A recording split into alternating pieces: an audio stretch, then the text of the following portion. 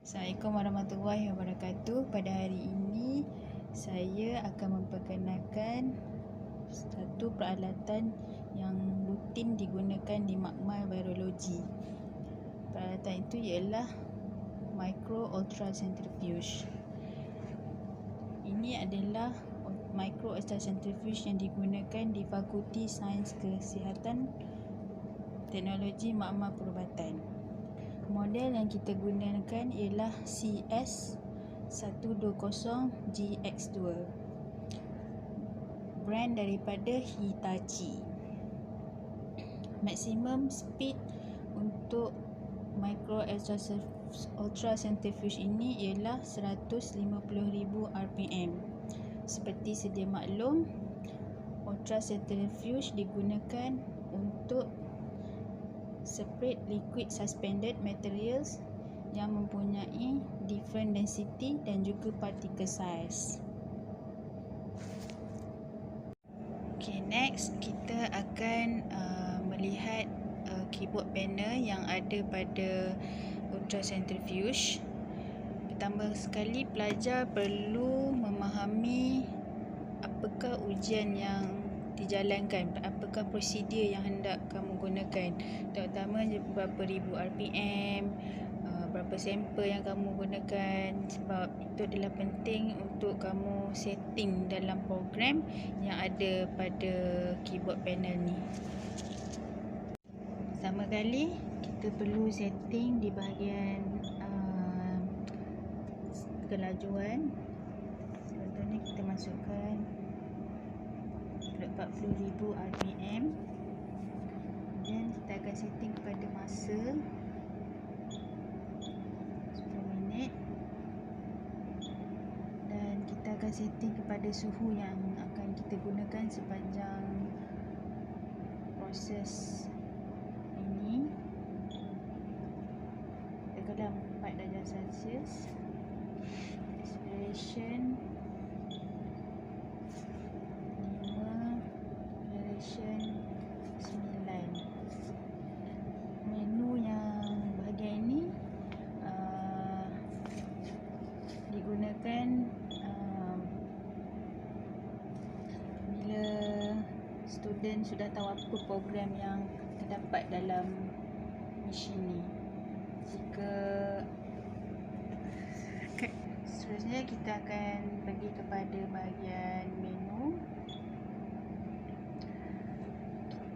Di bahagian menu ni ada list yang kita akan gunakan, rotor apa yang kita gunakan sepanjang proses centrifuge. Contohnya saya tekan tengok rotor list.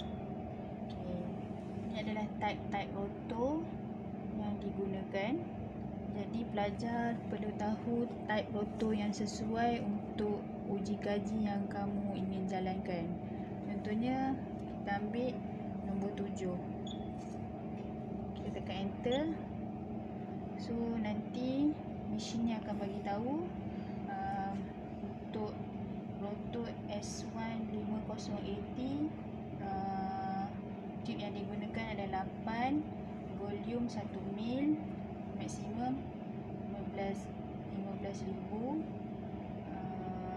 Ni Rmax. Semua detail ni kita kena faham, baru boleh kita pilih rotor yang sesuai untuk uji kaji kita.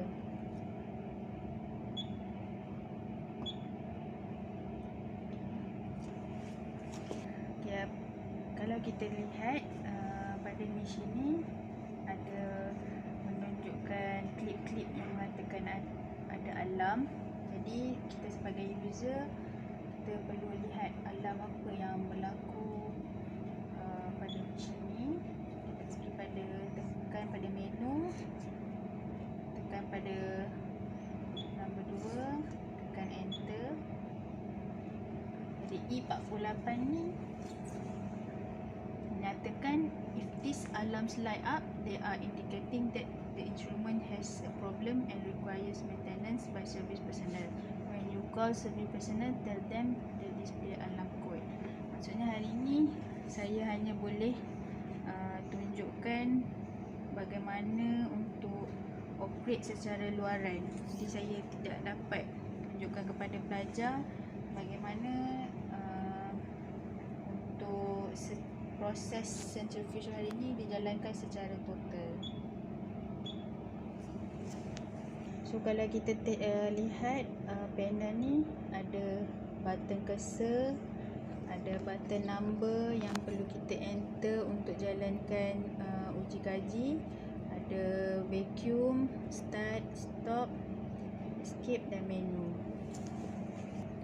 Ini adalah chamber di mana proses ultracentrifuge ni perlu digunakan dengan keadaan chamber yang bersih, dan sebelum kita menjalankan uji kaji kita pastikan chamber ni perlu divacuumkan supaya tidak berlaku leaking ataupun masalah kepada sampel yang kita runkan. Okay. Ini pula button on dan button off. Jadi di sini pun dah menunjukkan warning berwarna merah. Memang prosedur untuk kita jalankan secara total sepenuhnya pada test pada hari ini tidak dapat dijalankan. Jadi di sini kita kena alert lah bahawa program hari ini saya tidak dapat jalankan secara menyeluruh. Kan mengenali ada dua jenis rotor yang sedia ada di dalam makmal. Pertamanya rotor yang jenis fix, di mana rotor ini model S110AT 0101. Kelajuan telah ditetapkan sebanyak 110,000 rpm. Okey, kita tengok. Dalam rotor ni hanya boleh kita letak sampel sebanyak 8 sahaja. Okey.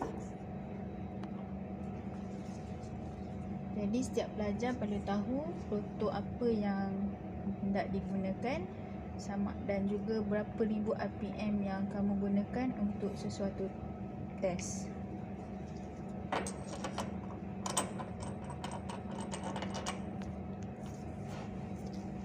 Rotor ni perlu disimpan dalam keadaan suhu yang sejuk. Contohnya chiller yang bersuhu 2 hingga 8 darjah Celsius.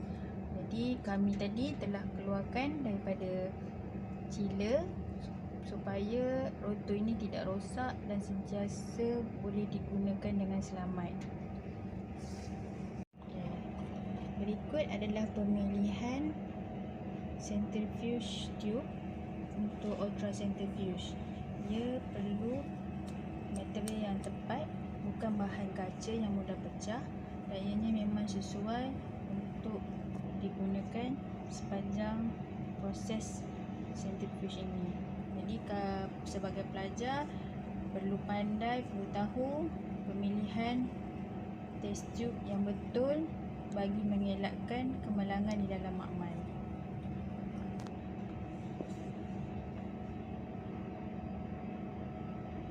Kita memilih test tube yang sesuai, jadi kita akan masukkan sampel extraction yang kita prepare tadi.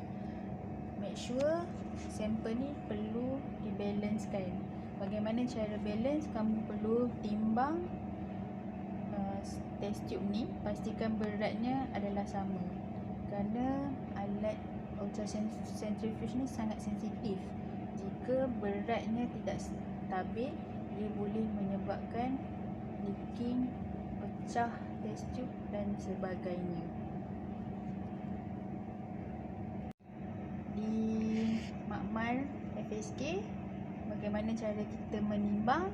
Kita gunakan analytical balance, masukkan tube ni dalam beaker dan kita lihat berapa gram setiap test tube.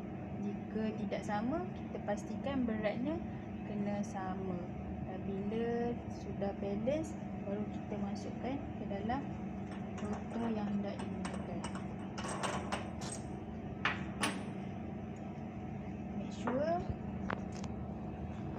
dipastikan juga diletakkan dalam keadaan yang balance. Okey. Sebelum saya terlupa, saya ingin ingatkan bahawa sampel yang dimasukkan perlu ada gap. Jangan terlalu penuh hingga ke atas.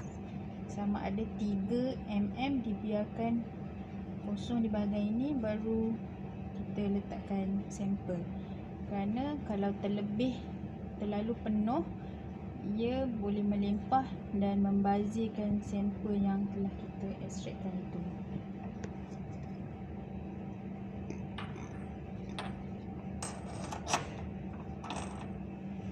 Seperti yang sedia maklum, tadi kita dah setting berapa RPM, berapa masa dan juga suhu yang kita gunakan.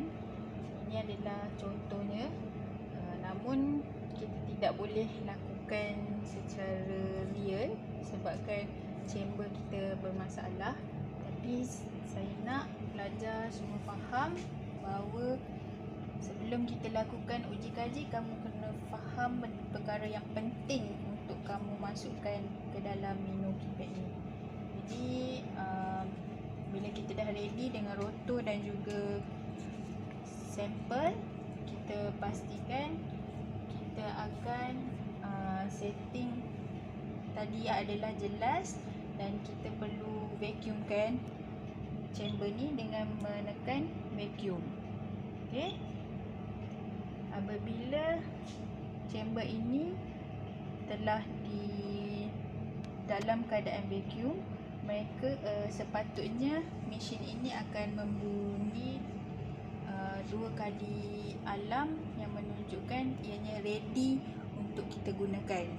Okay. Apabila selesai proses vacuum dijalankan, bagaimana kita ingin tahu proses vacuum tu adalah selamat? Mesin akan berbunyi alarm sebanyak 2 kali, maka proses chamber ini boleh dibuka. Okey. Apabila chamber dibuka, kita boleh masukkan rotor ni dalam chamber dan pastikan suhunya adalah 4 darjah Celsius. Masukkan rotor tadi di dalam chamber, maka pelajar bolehlah tekan button start. Okay. Jadi mesin ini akan berfungsi dengan lancar jika tidak ada masalah E48.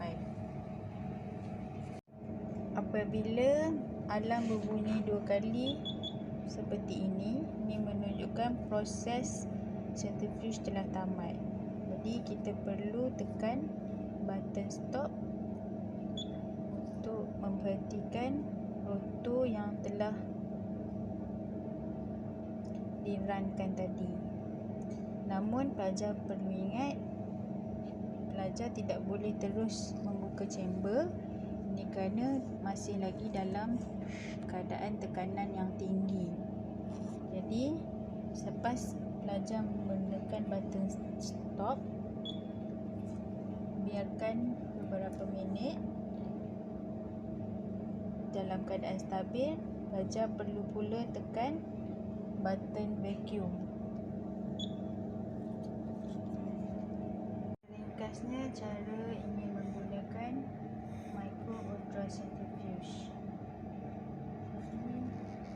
Pelajar juga boleh melihat instruction manual supaya ujian dijalankan lebih teratur dan selamat, dan juga boleh melihat summary